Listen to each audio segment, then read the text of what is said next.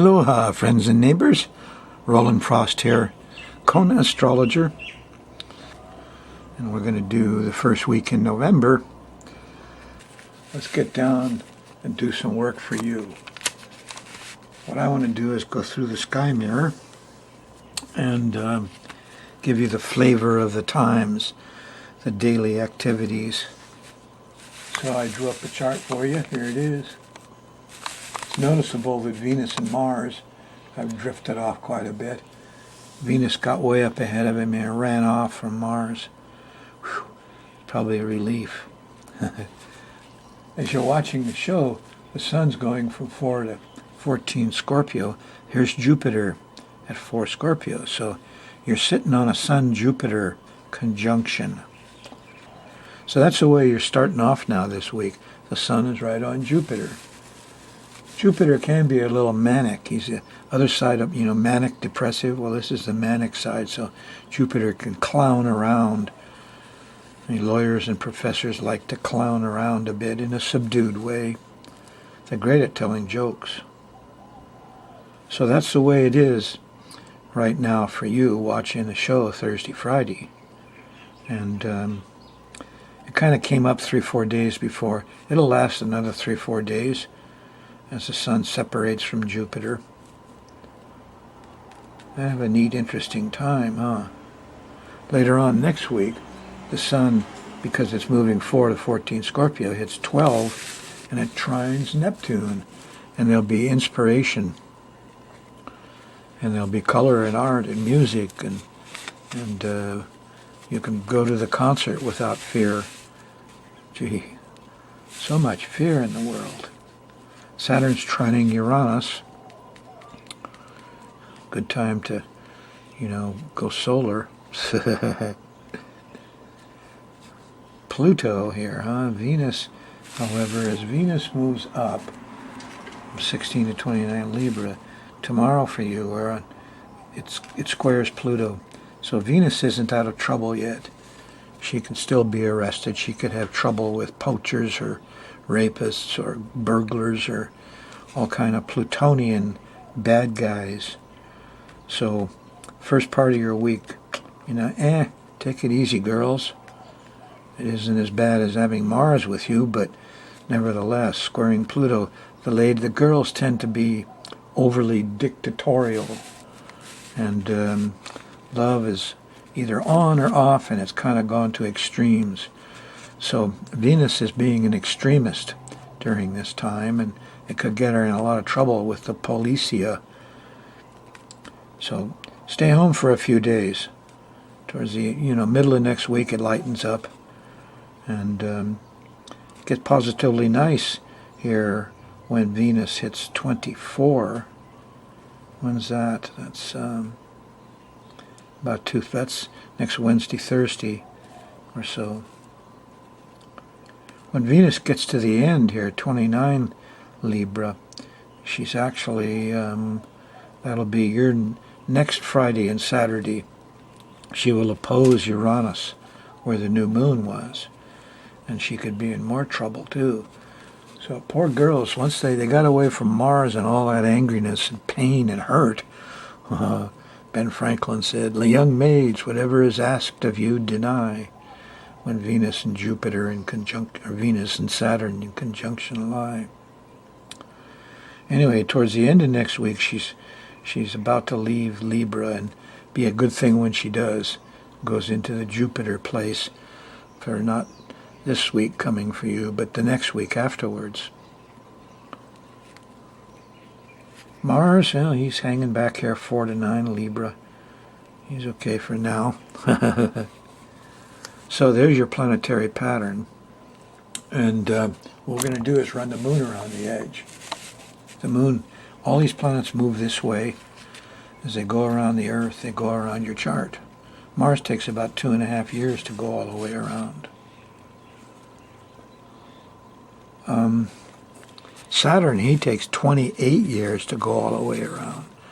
And usually slows you down. That's when you don't hold him, you fold him. When Saturn's there.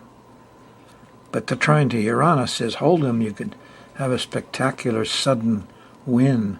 So, there's a weird thing going on here. Being conservative at the same time, kind of entrepreneurial. Anyway, we run the moon around the edge here. Jupiter goes around every 12 years, by the way. He's the good guy. Yeah, every 12 years Jupiter changes signs. And that's what's so important in your chart. That's when you hold them and raise your bet. So we're going to run the moon around the edge here. It goes around once a month. And as it makes angles to these planets, it gives you the mood of the times. What's the mood? Well, you're in Capricorn if you're on a Thursday show. And you were investigating Wednesday night, Thursday. Friday, the moon shifts into Aquarius.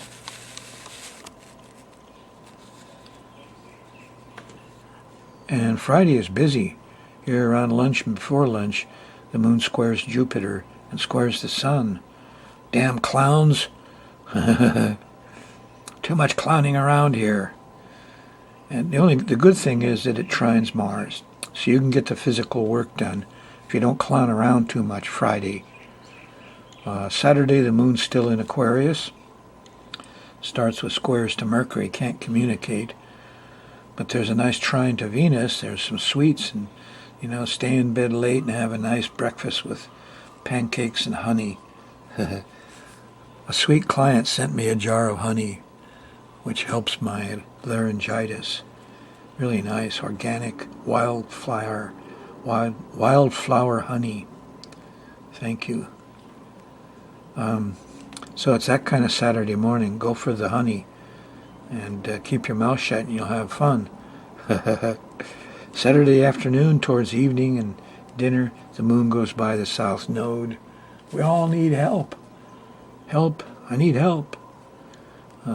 Lightens up about midnight when the moon sextiles Saturn, and then in the early morning of Sunday it sextiles Uranus. So here's your studied innovation. Here's solid development with the technical side going well. Why the heck did they take those tents and sleeping bags and all that stuff away from the homeless? I can't imagine. There's a lot of people in this culture that, blow me away. I don't understand why they do things. But anyway, there's some good sense here. Conservative stuff Saturday night, Sunday morning. The moon goes into Pisces about the middle of the day on Sunday the 29th, and all the vibes change. Here's Neptune. Well, at least he doesn't have full moon on him. But, there still could be problems with liquids and confusion and delusion and things getting lost here Monday, especially the first half of Monday. So the last half of Sunday, you're going to feel it. There is a nice trine to the sun here. Well, that's late Sunday night, early Monday morning. So you might make a plan, but I wouldn't really try to put it too much into operation until you get past Monday. Monday night, here's a sextile to Pluto. Do your research. Investigate. That's nice. If you avoided the confusion of the moon going by Neptune, you can continue to develop your stuff. Here's Mercury. He's happy. Tuesday morning, everybody's communicating. But after breakfast and before lunch, here's a square to Saturn, and things slow down, and people are late and a little depressive, isn't it? Saturn. Ugh. Goes around your chart every 29 years. Most people say 28. The Buddhists say the first time it goes around is physical. The second time it goes around is mental. The third time it goes around is spiritual. You go through all the same karmic patterns, they're just on different levels. But nobody likes Saturn much.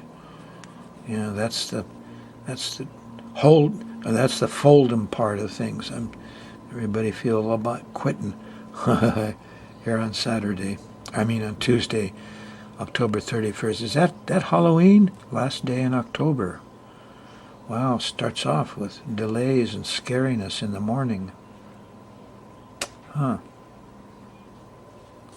Well, Wednesday, the moon shifts into Aries, and everything brightens up a little bit.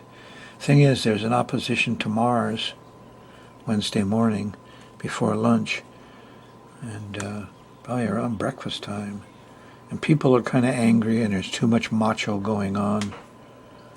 Yeah, too much testosterone.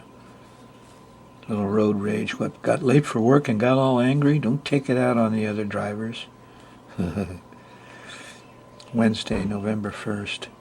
As you go into Thursday, early Thursday morning, this is like 3, 4, 5 a.m., the moon squares Pluto. There's a little panicky feeling. Is that a bug in my bedroom? Square to Pluto. Ugh. Panickiness. Can't control it. Can't control it. Uncomfortable. Thursday afternoon, after lunch, here's the moon opposing Venus. Can't get no rest. Kind of breaks loose Thursday night, dinner time and after dinner, when the moon trines Saturn and conjuncts Uranus. And innovation is the name of the game. What, they made laws against innovation? Well, they try. They try. Those in power, you know. Reminds me of my big royal poinciana trees out there. They don't let anything underneath them grow. And I think those that are in the power positions in our culture keep everybody down. Been like that for me, I know. Anyway, that's Thursday, November 2nd. On Friday, the moon shifts into Taurus. The vibes all change totally. Friday night, here late, is 11 o'clock or so. There's a nice sextile to Neptune. You know, good time to come fill the cup, and in the fires of spring, the gay winter garments of repentance fling. Oh boy. Now there's a full moon here. This is Friday night, November 3rd. Yeah, full moon at 12 Taurus. It sextiles Neptune. So Neptune's going to be a good guy for the next month after November 3rd in the evening. And, you know, it's a good time to do art and music and color and figure out how to brew your own beer. Saturday, early Saturday morning, the moon trines Pluto. There's discovery. This is very earthy, practical stuff. The moon's in Taurus here. So practical and earthy, and a kind of nice full moon. I like it. Maybe I can be friends with Neptune again. I don't know.